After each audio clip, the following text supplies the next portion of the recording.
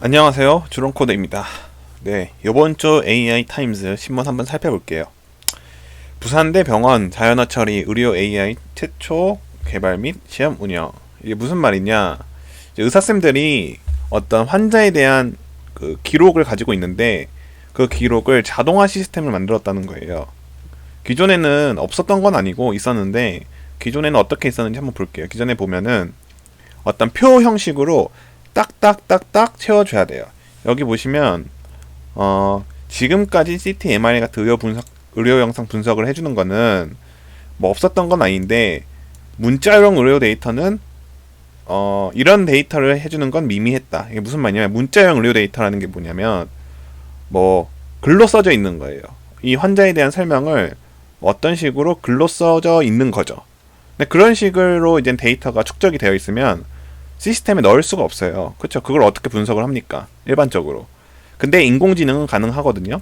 인공지능은 그냥 글로 쭉 설명을 해줘 거기서 어떤 정보를 끄집어내는 역할을 할 수가 있어요. 우리 일반적으로는 어떤 차트에 뭐 이 환자의 나이는 몇 살, 뭐 사는 곳은 어디, 뭐 이때까지 알았던 병들, 뭐 수술 이력 이런 것들을 하나하나 이게 칸에 맞춰서 해놓는 게 아니고 저는 어디 살았고 어디 살았던 어떤 사람인데 이런 식으로 서술형을 써놔도 인공지능이 그걸 분석할 수 있다는 겁니다. 그런 인공지능 시스템을 이제 만들었고 그래서 그런 의료 데이터를 재활용을 높일 수 있다. 뭐 이런 식의 내용입니다. 네, 두 번째, 중국의 외벽 청소 AI 로봇 상황 따라 잠시만요.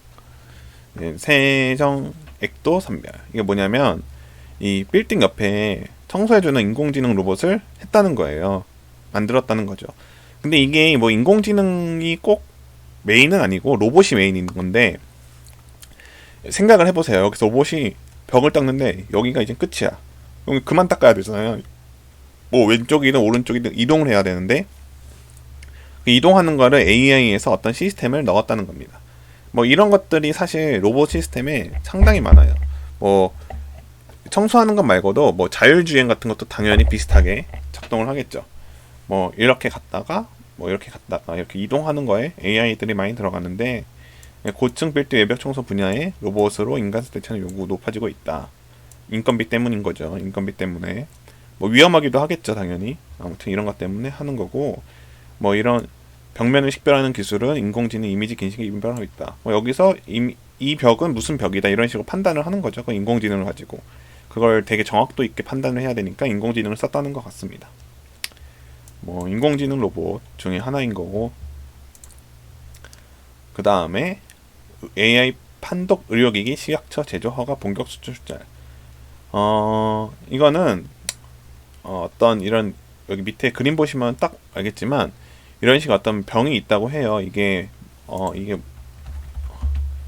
이제 어떤 병인지 여기 써져 있을 질경 검사라고 밑에 써져 있거든요. 여기 보면 질경 검사를 행할 수 있도록 이렇게 있는데 이런 거를 이제 이미지 보고 판독을 할 거 아니겠어요? 뭐 의사쌤이라든지 이제 뭐 간호사라든지 도와줘가지고 이렇게 할 텐데 사람도 많이 들고 인건비도 많이 들 거잖아요. 이런 걸 이제 인공지능 의료 영상 처리를 통해서 했다는 것 같습니다.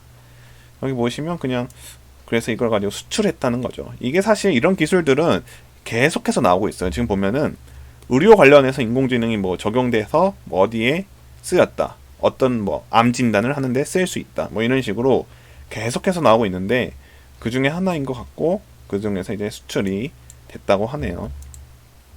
그 다음 마인드랩 인공지능 학습 위한 AI 데이터 라벨링 서비스. 이건 솔직히 제목만 보고 그냥 넘겨도 돼요. 뭐냐면 마인드랩은 어떤 회사 이름이고 AI 데이터 라벨링 서비스는 우리가 어떤 인공지능을 만들 때 데이터가 필요하고 그 데이터를 그럼 수집해야 되는 작업이 필요한데 이 작업이 되게 인건비도 많이 들고 뭐 돈만 있어도 되는 건 아니고 뭐 어떤 되게 구체적인 가이드라인이 존재해야 돼요. 왜냐면 데이터를 막 모으면 안 되거든요. 어떤 구체적 가이드라인을 제시해주고 쓸모있는 데이터들을 쫙 모아야 되는데 마인드랩이 그걸 대신 해주겠다는 겁니다. 뭐 마인드랩이 사실 그것만 하는 회사는 아닌데 그런 것도 이제 하는 것에 발을 담갔다는 뜻입니다. 그래서 고품질 데이터셋을 여기 보면 사용자에게 제공할 수 있다. 다음 YG는 인공지능 챗봇 활용한 대국민 코로나19 베타 서비스. 요즘 코로나가 많이 극성인데 뭐 제가 오늘 들은 뉴스로는 500명을 넘겼다고 해요. 요즘에 좀 더 신천지라는 그런 이상한 종교 때문에 널리 지금 막 유행처럼 막 퍼지고 있잖아요. 되게 조심을 함에도 불구하고 그런 것 때문에 지금 인공지능 그쪽에서 어떤 식으로 활용이 됐냐면 어떤 챗봇을 만들었다고 해요. 여기 보시면 와이즈넛이라는 곳이 코로나19 챗봇 베타 서비스를 만들었다고 하는데 이게 웹에서도 그냥 바로 쓸 수가 있거든요. 한번 제가 그래서 준비를 해봤어요. 한번 해볼게요. 이게 지금 웹 보시면 이런 식으로 코로나 챗봇 이렇게 써 있잖아요. 여기다가 코로나 감염 현재 몇 명이야 이게 딱 치면 나옵니다. 뭐 이런 식으로 지금 국내 현황 600명이네요. 600명이 이렇게 넘겨서 나왔다고 하네요. 와 진짜 많이 걸렸네요. 그리고 뭐 코로나 말고도 코로나에서도 또 뭐가 있죠? 뭐 서울 지역 뭐 안전한 곳은 뭐 있는 곳이 안전한 곳이 있나요? 안전한 곳이라고 딱 이렇게 알려주진 않지만 어떤 지도를 알려주네요. 이런 식으로 어떤 코로나 관련한 챗봇을 만들어졌다고 하네요. 뭐 궁금하신 분은 여기 와서 코로나에 대해서 궁금한 거 한번 검색해 보시면 알려줍니다. 네, 그 다음은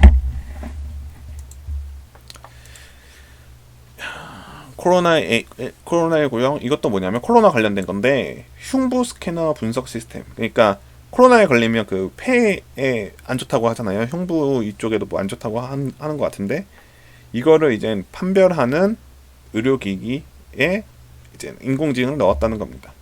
그래서 여기 보시면 이분이 이렇게 보면 여기 보고 인공지능이 알아서 뭐 코로나에 걸렸다 안 걸렸다 아니면 코로나19 바이러스에 폐 손상에 대해 치료를 결정하도록 도와주고 그러니까 어떤 코로나에 걸렸을 때 그거에 대한 대처법이라든지 뭐 그런 대처하는 어떤 그런 거를 인공지능을 통해서 알려주는 것 같아요.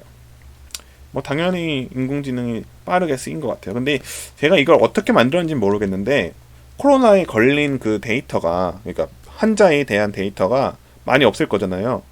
지금 오늘로서 600명인데 뭐 이때까지 최근부터 급상승한 거기 때문에 뭐 30몇 명 이 정도 갖고 데이터를 가지고 인공지능 시스템을 만들기 어렵단 말이에요.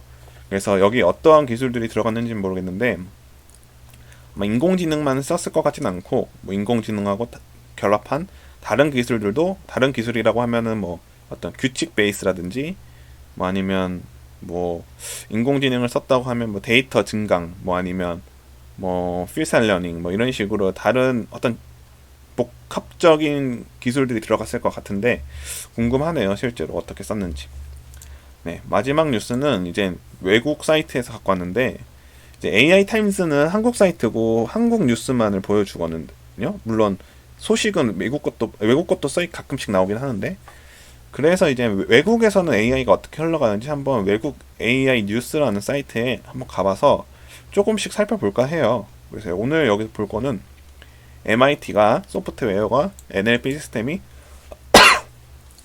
뭐 공격을 받았다는 거죠. 어떤 간단한 현상에 의해서.